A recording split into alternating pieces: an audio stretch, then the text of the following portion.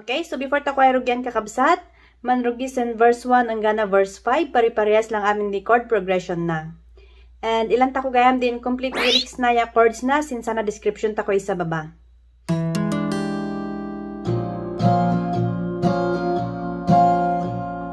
Diyos sa may wada at daya, Tet-ewa ay wada ka,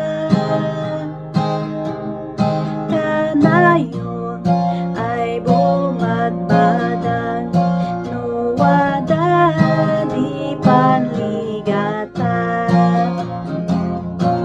Maseg-ang kasi namin ay parsua, layad mo magay pap-eng na,